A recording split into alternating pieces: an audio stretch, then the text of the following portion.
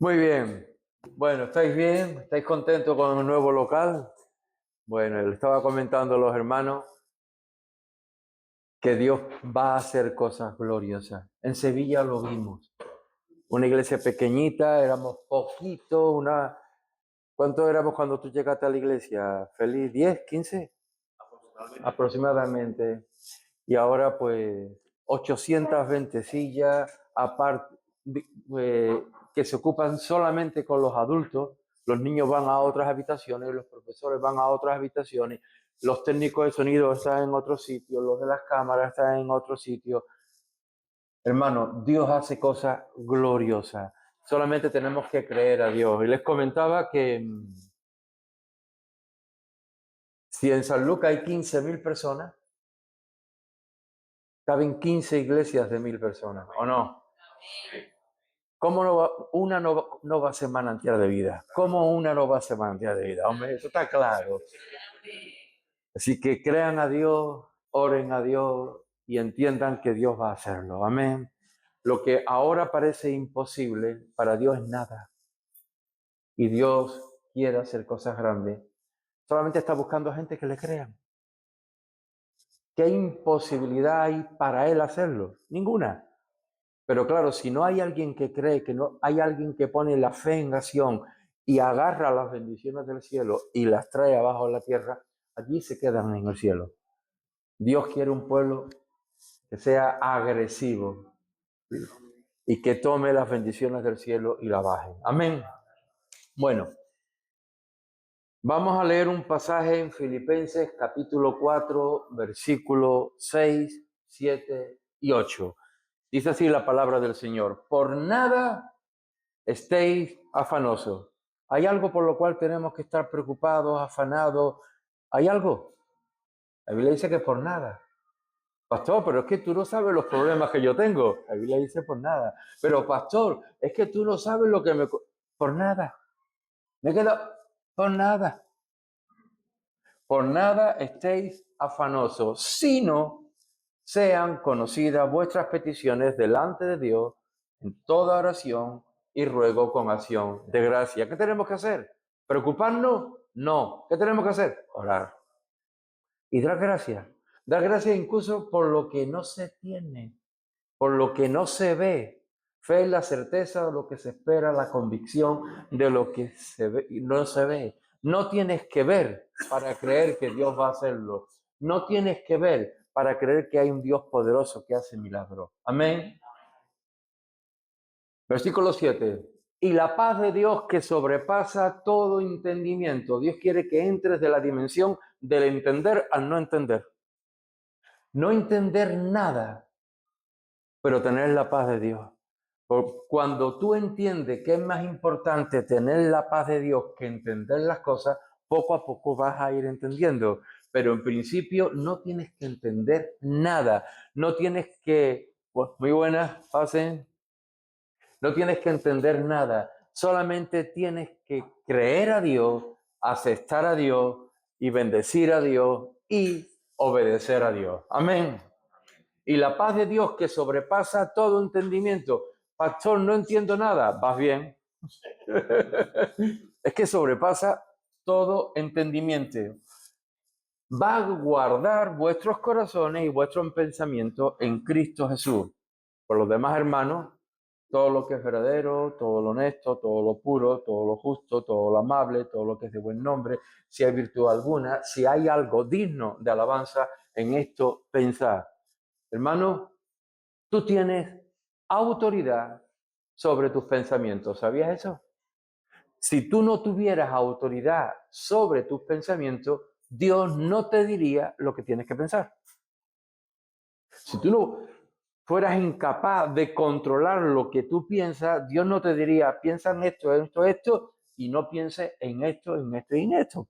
¿Por qué Dios nos dice que pensemos en ciertas cosas? Porque tú tienes autoridad sobre tus pensamientos. Tú tienes la habilidad de pensar una cosa o de pensar otra cosa. Tú tienes habilidad de dar rienda suelta a unos pensamientos tortuosos y pecaminoso y tienes la autoridad de dar rienda suelta a unos pensamientos que son verdadero, honesto, justo, puro, amable, de buen nombre, virtuoso y digno de alabanza. Tú tienes autoridad, por eso Dios te da esa orden. Aleluya. Quiero contaros una historia que ocurrió en el siglo XX. Allí había, desde el siglo XIX, había una relojería en Holanda. La llevaba la familia Ten Boom, así se llamaban. Ten Boom, es un nombre, parece que es holandés. Ellos tenían una casa grande, alta, de 3 plantas. En la planta baja estaba la relojería. Allí arreglaban relojes, allí vendían relojes, en la planta baja. Y en la planta, las otras 2 plantas, pues tenían las habitaciones, pero por una serie de circunstancias había un espacio de aproximadamente 2-3 metros y había otra casa. Consiguieron la otra casa, así que tenían esa casa y tenían la otra casa, pero había un hueco en medio. Llamaron a los albañiles y unieron las 2 casas. Hicieron allí unos muros, unas plantas, total. Que la otra casa era de 2 plantas y la que ellos tenían originariamente era de 3 plantas. De manera que hicieron una sola casa con una parte con 3 plantas, otra parte con 2 plantas y una cosa rara en medio para unir las 2. Pero ahí vivían, ahí estaban bien, la relojería iba para adelante, todo maravilloso. Era una familia cristiana. El padre, Casper, todos los días, por la mañana y por la tarde, oraban, leían la Biblia en familia juntos. Y no solamente eso, sino eran fieles asistiendo a la congregación, a la iglesia. Era gente que buscaban la dirección de Dios, creían en la obra social. Cualquier persona con necesidad acababa en la relojería y allí los atendía. Siempre había gente en la casa. De una manera o de otra estaba ayudando a uno, ayudando a otro. Era una familia espectacular, la familia Ten Boom. Estalla la Segunda Guerra Mundial. Los holandeses pensaban que Hitler no iba a invadir Holanda porque en la Primera Guerra pasaron de Holanda. Entonces pensaron que nunca iba a pasar nada y que igual que en la Primera Guerra Mundial, en la Segunda, la guerra iba a dar vuelta alrededor de ellos, pero no iba a tocar su país. Se equivocaron. Empezaron a bombardear Holanda y en 5 días llenaron Holanda de explosiones, la invadieron y en 5 días conquistaron toda Holanda. Claro, aquello cambió totalmente. Siguieron, la familia Ten Boom siguió teniendo la relojería, siguió sirviendo al Señor. Sin embargo, era un país invadido. Y en este país invadido empezaron a pasar cosas extrañas. De buenas a primera, el panadero que tenían enfrente, judío, desaparece. Nadie sabe dónde está. Llegaron los soldados, se lo llevaron, desaparece el panadero judío. Otro por allí también desaparece. Sacan una ley de forma que cada persona judía tenía que tener una cruz, una estrella de 6 puntas amarilla pegada en la ropa, de forma que siempre que un judío iba por la calle todo el mundo sabía que él era judío.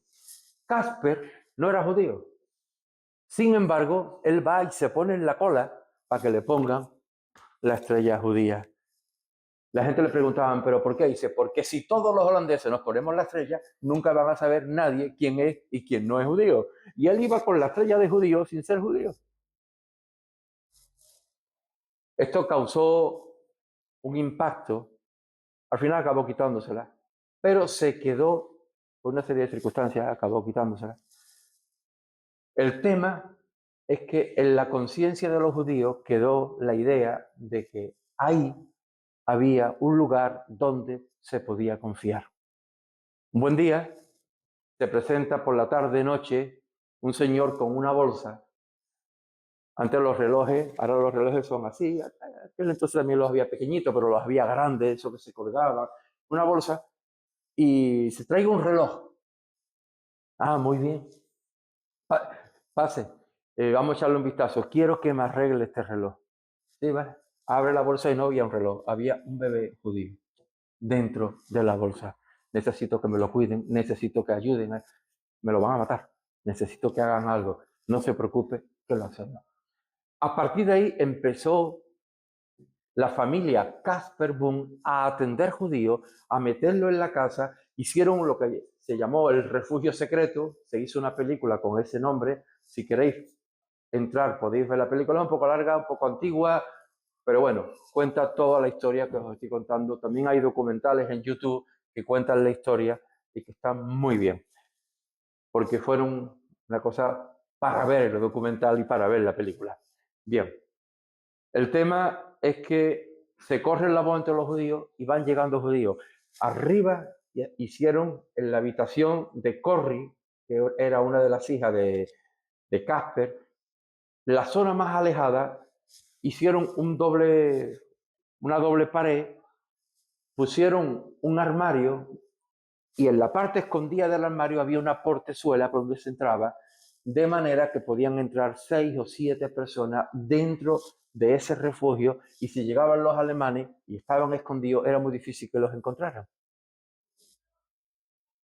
Se calcula que salvaron como a 800 judíos de las manos de los nazis. Ellos tenían un sistema, primero los alojaban, les daban de comer, luego los llevaban, total, que los sacaban de Holanda y les salvaban la vida. Un buen día se presenta uno que dice que es judío, necesito que me ayuden y demás. Venga, pues pase, entre, y dice, no, mejor mañana. Vale. El día siguiente no llegó la Gestapo. Era un sinvergüenza, un canalla que los traicionó. Se los llevan bueno, había como 6 o 7 personas en aquel entonces judíos, se metieron, se escondieron en el refugio secreto y no los pillaron. Era un buen refugio. Sin embargo, se llevaron a la familia Casper entera, a la familia Ten Boom. Casper ya era un hombre mayor, 70 y tantos años, duró 10 días. A los 10 días murió. No se sabe si de una enfermedad o que le ayudaron a que se muriera. 10 días murió, 10 días preso y falleció.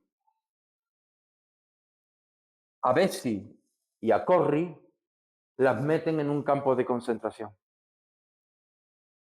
Corrie, con una serie de circunstancias, consigue meter una Biblia. Una Biblia se la cuelga del cuello de letra pequeña, la consiguió y no se la pillaron.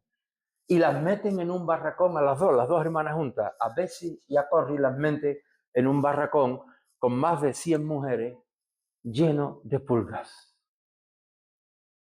Betsy era una mujer muy espiritual, una mujer que sabía la importancia de dar gracias en todo. Y cuando le estaban picando las pulgas, Corrie tenía mucho genio. Y decía, ¿pero esto qué es? Estas pulgas y demás. Sí.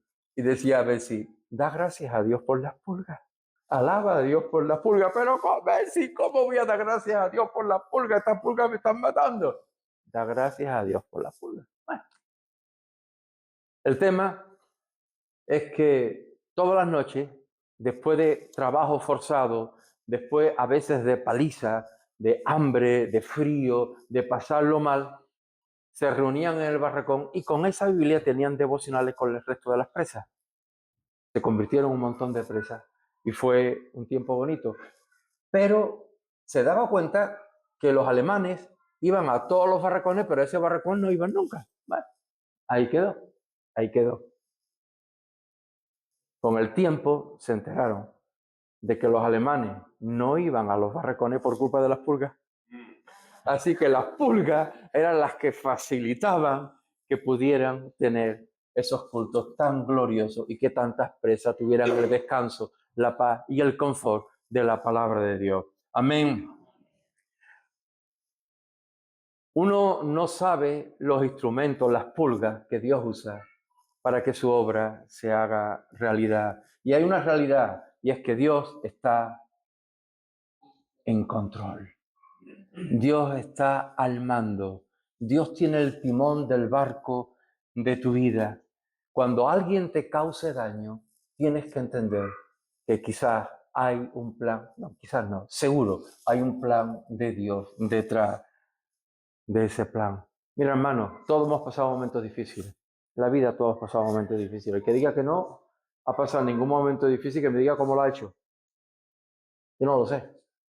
Hay enfermedades, hay fallecimientos, hay traiciones, hay momentos complicadísimos. Todos pasamos momentos difíciles.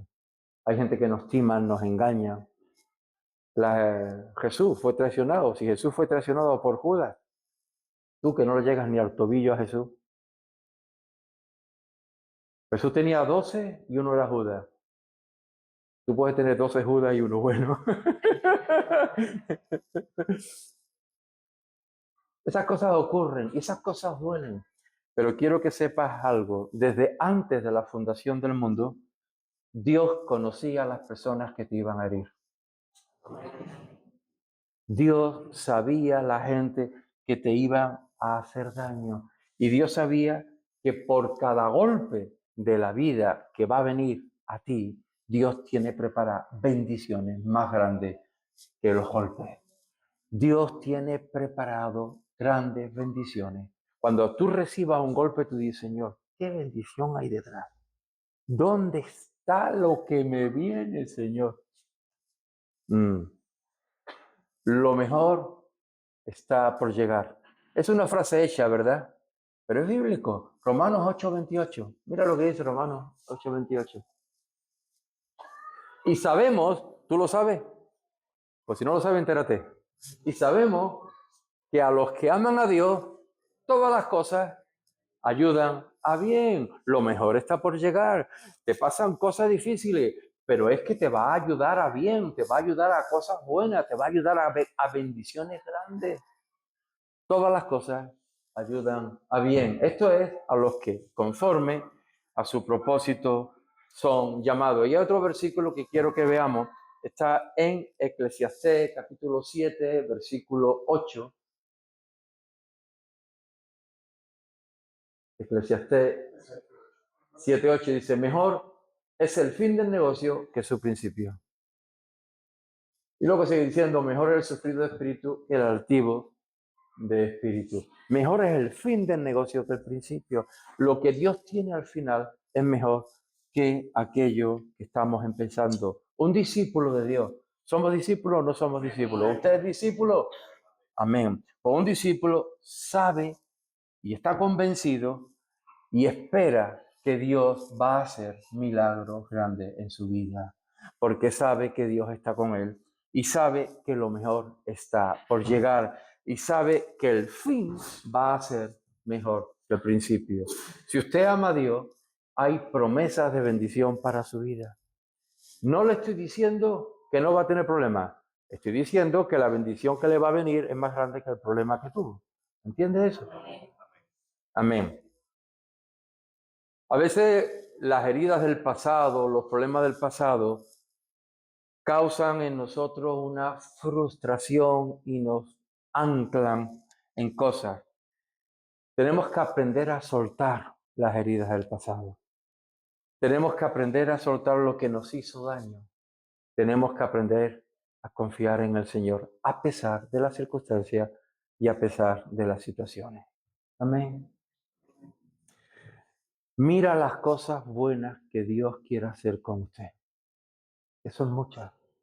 Cree que Dios va a hacer cosas buenas y que Dios va a bendecir su vida. Créalo. Isaías 61:3 es un versículo espectacular. Dice, a ordenar que los afligidos de Sión, usted a veces ha sido afligido, en Sión o en San Lucas, da igual, ha sido usted afligido. Pues Dios va a ordenar que los afligidos tengan gloria en lugar de... ¿Tiene ceniza? Dios tiene gloria.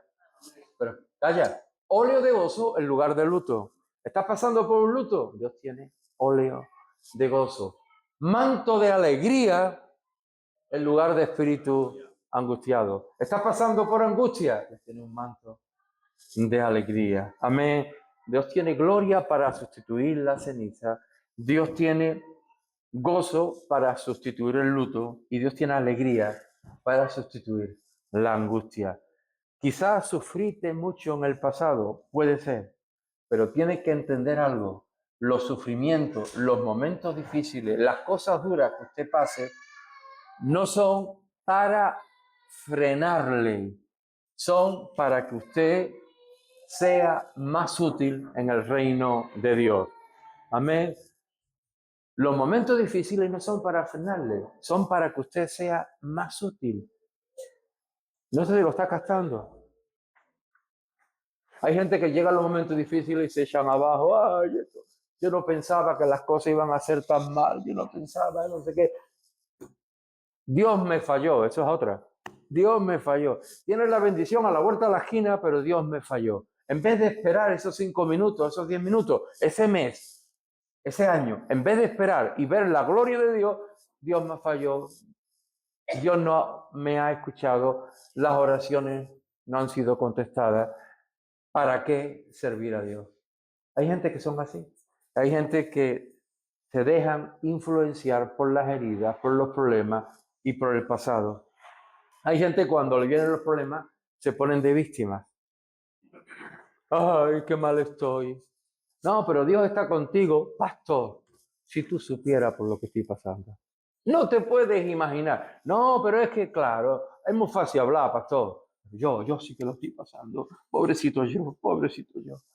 Tenga misericordia.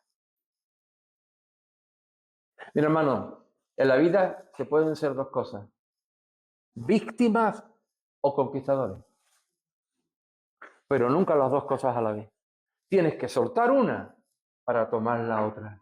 Tienes que dejar el victimismo, el pensar que eres un pobrecito, que no vales, que no puedes. Tienes que salir de la condenación, porque a lo mejor te sientes víctima no por lo que otros te hicieron, sino por lo que tú hiciste en el pasado. Tienes que soltar la condenación y creer que eres libre en Cristo Jesús, Señor nuestro, porque el Señor es el Espíritu y donde está el Espíritu del Señor, allí hay libertad. Dios te quiere librar, Dios te quiere dejar libre de todas las cosas que te oprimen, de todas las cosas que te están atando a ese pasado. Llorar por lo que pasó cuando se pasa es lógico, somos humanos, no somos de piedra, pero quedarte en el llanto es donde viene el problema. El duelo está para pasarlo, no para quedarse a vivir en él.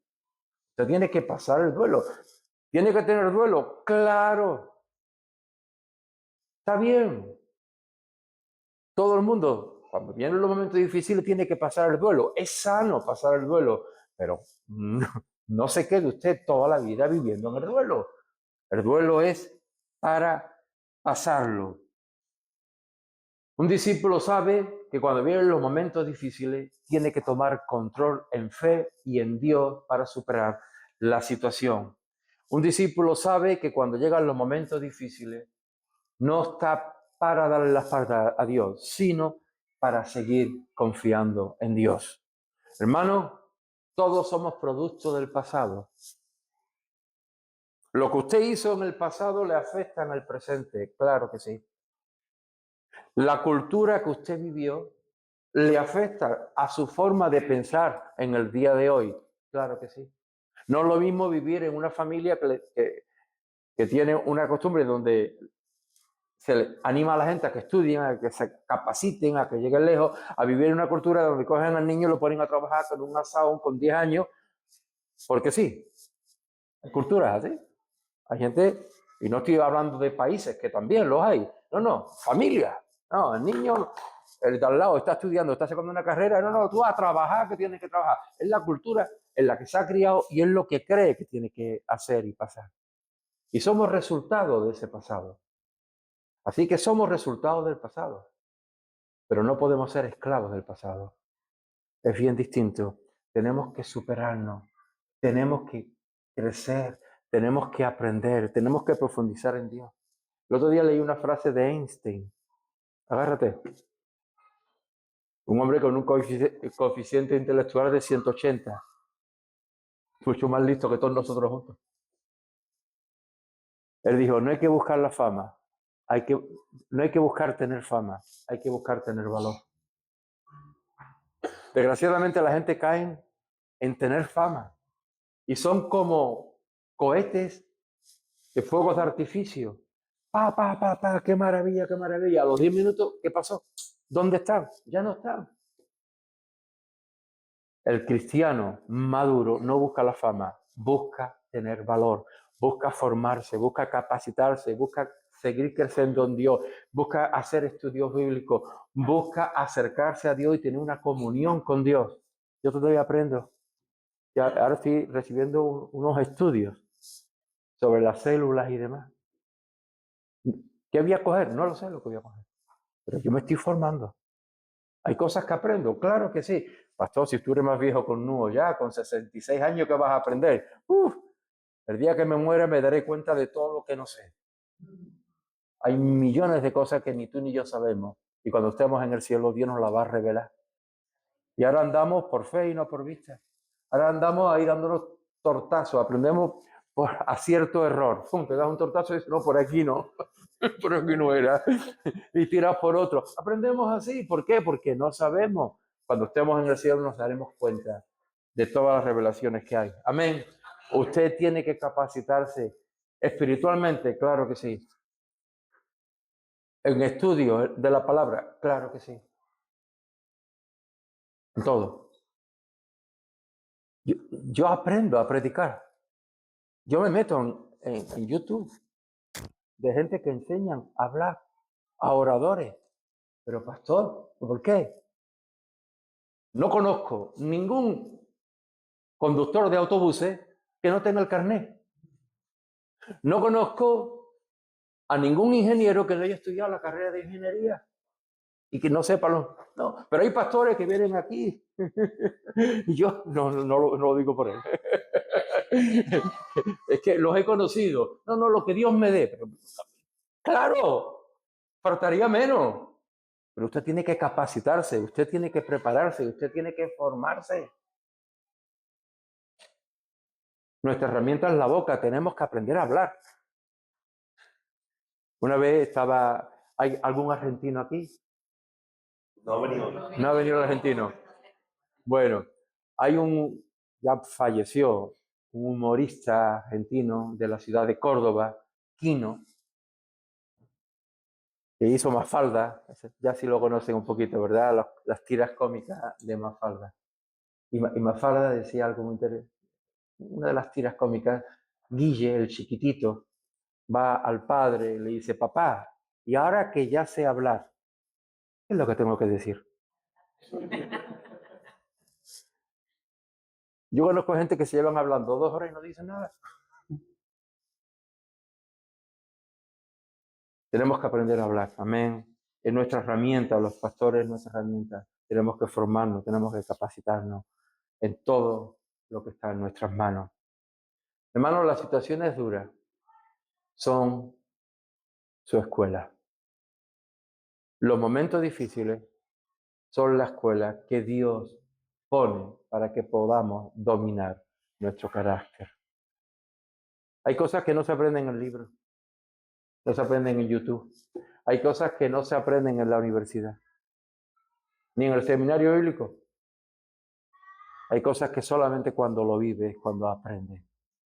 Y Dios está continuamente formándonos y capacitándonos. Dios quiere que seamos mejores. Dios quiere darnos valor y no fama. Cuando tú tienes valor, es muy normal que acabes teniendo fama. No siempre, pero es muy normal. Pero cuando tienes fama y no tienes valor, la fama llega, la fama se va y desaparece, ¿verdad? Como una ola en el mar. Como decía el poeta, estelas en el mar. Aleluya.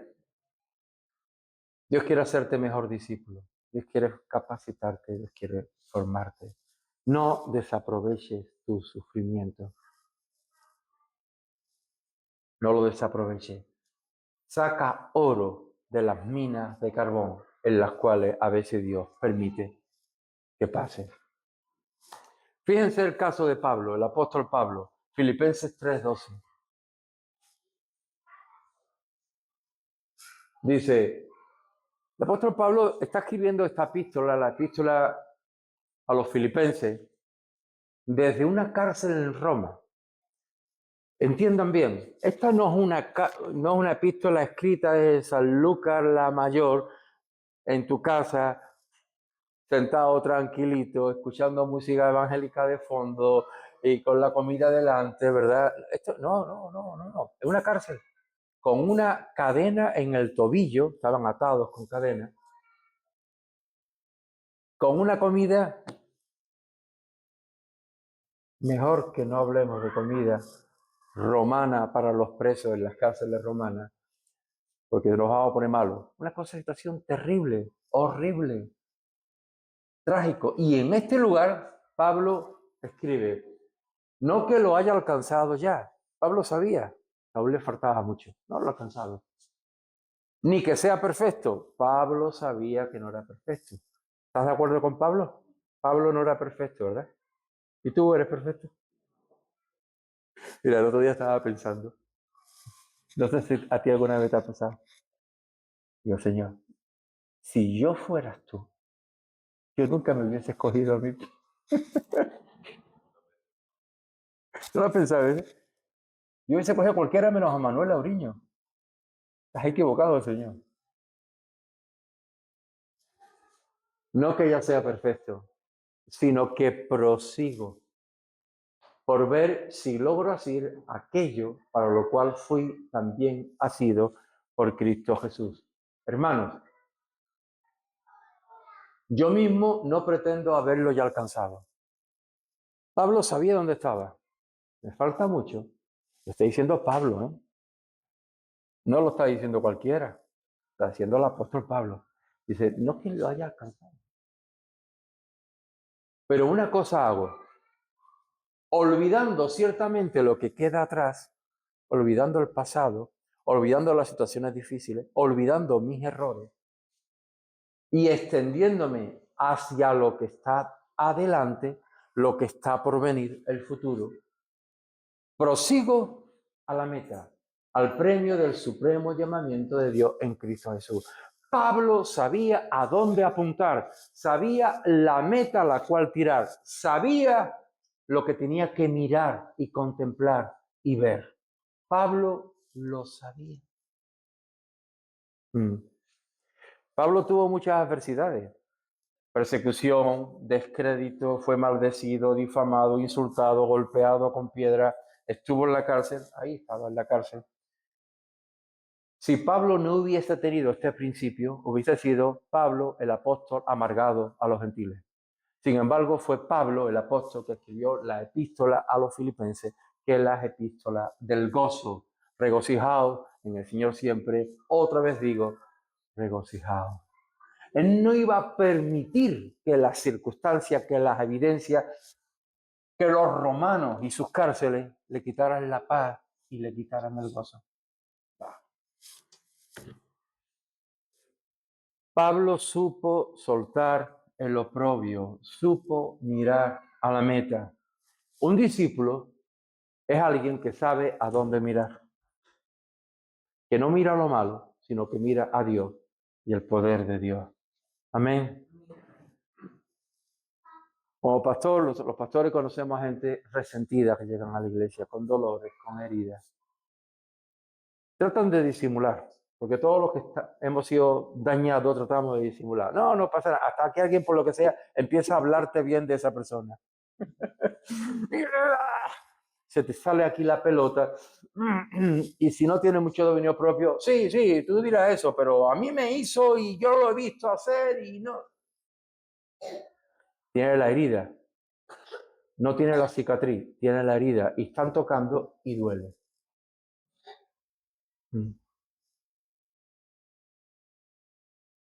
Hermano, el resentimiento es como cuando a alguien le apesta la boca. No se da cuenta, pero espanta a la gente. Qué bueno los que estamos casados que la mujer nos dice, la boca, dame un caramelo. ¿Verdad? Porque uno no es consciente. Se lava los dientes, todo, pero hay algo digestivo ahí que de pronto zumba. Hermano, espanta, si estás con resentimiento, estás espantando a la gente. Y tú no sabes por qué, pero la gente se va. Porque la gente no quiere vivir ni quieren estar en un ambiente donde hay un resentimiento y donde hay un corazón dolido, herido y dañado y que lo transmite cuando ocurre. Amén. Tenemos que aprender a soltar a la gente que nos han ofendido. Suelta a la gente que te han ofendido. Marcos 11:25. Dice, cuando estéis orando, perdonad. Si tenéis algo contra alguno, para que también vuestro Padre que está en los cielos perdone a vosotros vuestra ofensa. Hermano, suelte a la gente que le ofendieron y deje que sea Dios quien pelee las batallas. No pelees tú, deja que sea Dios quien pelee. Si te metes en pelea, puedes ganar o puedes perder. Aparentemente, siempre vas a perder. Si dejas que Dios pelee, siempre vas a ganar. Mira lo que dice Romanos 12:19. Dice, no os venguéis vosotros mismos, amados míos, sino dejad lugar a la ira de Dios, porque escrito está, mía es la venganza, yo pagaré, dice el Señor. Dios es justo. Y quiero decirte algo, muchas de las cosas que tú piensas que te están haciendo daño, que tú eres una pobre víctima, a lo mejor no es tan mala la otra persona. Eres tú que lo estás juzgando de una manera incorrecta. Si yo me acerco al pastor Félix y le toco aquí el brazo, bien. Pero si ayer el pastor Félix se cayó de una escalera, se dio un golpe aquí, tiene una herida abierta y además tiene contusionado, y yo le digo, pasa, va a pegar un salto, no me toque, no me toque, no me toque. Digo, yo no he hecho nada, te dan el brazo. Hay una herida ahí, está dañado. Amén. Y entonces el juicio, hay que ver a este hombre lo que me ha hecho, el juicio que él va a hacer sobre mí, no es en base a lo que yo he hecho, es en base al dolor que hay en él. Por eso, como hay ese dolor, va a reaccionar de una forma que a mí me puede molestar, a mí me puede ofender. Y quizás yo no he hecho nada, pero él sí piensa porque a él le duele. Dios es justo. Mucha gente que nos hacen daño, no nos hacen daño porque quieran hacernos daño, nos hacen daño porque nosotros tenemos heridas. Amén. Déjalo a Dios. Y Dios va a poner a cada uno en su sitio. Marcos capítulo 10, versículos 29 y 30. Dice, respondió Jesús y dijo, de cierto os digo que no hay ninguno que haya dejado casa o hermano o hermana o padre o madre o mujer o hijo o tierra por causa de mí y del Evangelio, que no reciba 100 veces más ahora en este tiempo,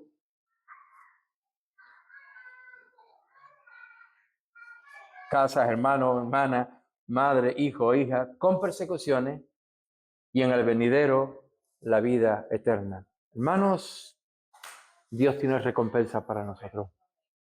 Aunque pasemos momentos difíciles, Dios tiene recompensa. Si usted es discípulo, usted va a recibir la recompensa de Dios. Ser discípulo es lo mejor que podemos hacer, porque vamos a ver la recompensa, vamos a ver la gloria, vamos a ver el poder de Dios, vamos a ver cómo Dios nos da óleo, nos da manto de gozo, nos da alegría, en vez de todas las cosas malas por las cuales estamos viviendo. Amén. La guerra acabó. 5 días antes de que mataran a toda la gente, hay un error y dejan a Corry libre y se va. Bessie había muerto. Había muerto en el campo de concentración. El hermano había muerto. Bessie había muerto con fiebre después de trabajar de sol a sol, mal alimentada. Y hubo un acontecimiento un poco chocante, y es que resulta que de buenas a primeras, como ella se caía porque no tenía fuerza, mala alimentación, enfermedad, dolor de cuerpo, cansancio, se cae y llega un alemán trabaja a grito, no podía, y empezó a darle una paliza a ese alemán impresionante. Corri, que tenía carácter, se levanta y va para el alemán. Bessi, con las pocas fuerzas que le quedaban, la coge y dice, no, ora por él para que se convierta. Bessi murió. No salió del campo de concentración. Murió allí. Corri, por un error, sale. Acaba la guerra. Y ella todavía tenía la carga que había recibido de sus padres. Recuerda, la cultura que recibe tu pasado influye e impacta en tu futuro. Mientras había gente resentida, Corri se dedica a ayudar a otros a superar las heridas, los efectos de la guerra. Empieza a trabajar con la gente de allí, de Holanda, pero como es cristiana, va dando vuelta por iglesia. Holanda y Alemania están muy cerca. De hecho, están frontera con frontera como España con Portugal. Igual, empieza a predicar también sobre la paz, el perdón en las iglesias alemanas. En uno de los campos de concentración, los rehabilitan y hace un centro de rehabilitación de gente que han sufrido por problemas de la guerra. Y ahí van, entre otros, alemanes. Porque aquí estamos muy acostumbrados a buenos y malos, ¿verdad? Somos malos y nosotros somos buenos. Al revés. Hermano, en la guerra toda la gente son víctimas. En la guerra toda la gente está forzada, hace cosas que no quiere hacer y luego dice que no debía haberlo hecho, pero es que si no lo hacía yo me pegaba un tiro a mí en la cabeza. Las guerras son terribles. Y va yendo por las iglesias y va compartiendo el perdón. Y 3 años después de acabar la guerra, en el año 1947, recuerden, la guerra acabó en el 44, llega a una iglesia alemana y habla del perdón. Yo como holandesa tengo que perdonar. Todo bien, todo bonito. Acaba el culto. Y se le acerca un señor. Cuando lo ve de frente, lo reconoce. Era el hombre que le había pegado la paliza a la hermana. Y le dice, ¿se acuerda usted de mí? Corri dice, sí, me acuerdo. Dice cosas terribles.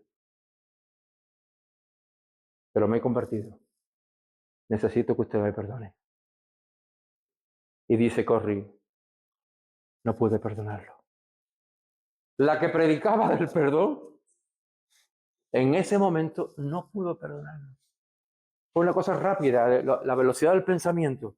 No podía perdonarlo. Yo lo tenía al hombre ahí y había dentro de mí que no me salía.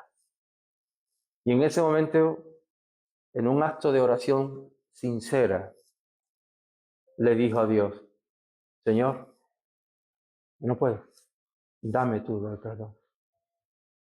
Yo no puedo perdonar a este hombre.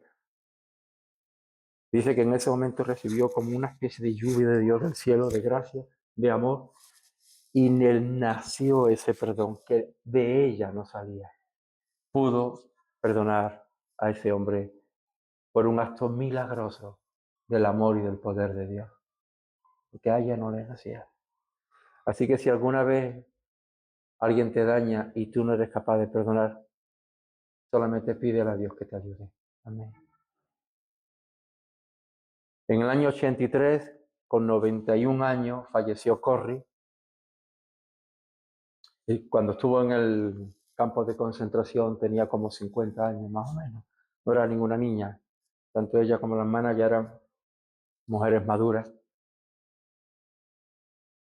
Se hizo esa película, El Refugio Secreto. Esa casa de la que hablé antes, si van a Holanda, la verán, es un museo sobre el perdón y la reconciliación entre los países y está allí. Es un recordatorio de que aún en momentos difíciles se puede ser luz, se puede ser testimonio. Si eres discípulo, tienes que entender que tienes que perdonar. Y hay gente que te han hecho daño y hay gente que no se pueden perdonar humanamente, pero Dios nos da poder para perdonar. Cierra tus ojos ahí donde estás. Posiblemente haya personas que te han hecho daño Personas que tú no sabes por qué, pero no han parado de fastidiarte y siguen a lo mejor incluso. Algunos ya murieron, pero la herida sigues teniéndola fresca, tiernita, como si estuviera vivo y como si todavía estuviera fastidiándote. Hemos leído un versículo que dice que cuando estemos orando, perdonemos, para que nosotros también seamos perdonados. Ahí donde estás, entre tú y Dios, perdona a esa persona que te dañó, que te ofendió, que sin merecerlo tú te causó tanto daño. Perdónalo. Si no puedes, haz como Corri. Dile, Señor, necesito perdonar a esa persona. Dame de tu gracia. Se lo diste a Corri, dámelo también a mí, para que yo pueda perdonar a esta persona. En el nombre de Jesús, quiero ser libre de esa atadura. Quiero ser libre de esa maldición que tanto tiempo me ha perseguido y daño me ha causado. En el nombre de Jesús.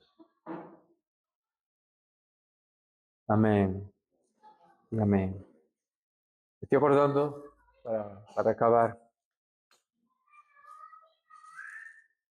de una psiquiatra, Marian Rojas Estapé, no sé si la conocen, es muy famosa española. Ella cuenta el testimonio de que va, no me acuerdo si fue a Tailandia, no me acuerdo, un país de hecho donde los padres venden a las niñas para que se prostituyan con 10 años o menos. Y ella va a trabajar con estas niñas. Y cuenta el testimonio de niñas destrozadas, física, anímicamente, emocionalmente. Te puedes imaginar qué nivelazo, qué tortura. Y que tus problemas no son nada, te lo digo yo.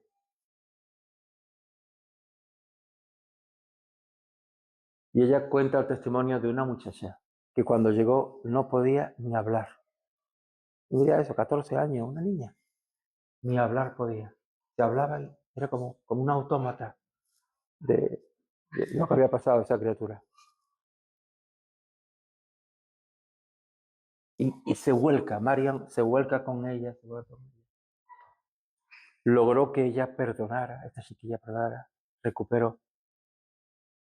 Y ahora se dedica a esta muchacha, la que no podía hablar, la que había sido destrozada, abusada de esa manera por sinvergüenzas que pagaban por tener sexo con esta criatura. Esta muchacha ahora ha formado un centro allí para sacar a niñas que han pasado por lo mismo que ella pasó. El futuro no es perdón, el pasado duele, hiere, pero no te debe esclavizar. Hay muchas cosas que puedes hacer con la ayuda de Dios. Amén. Que Dios bendiga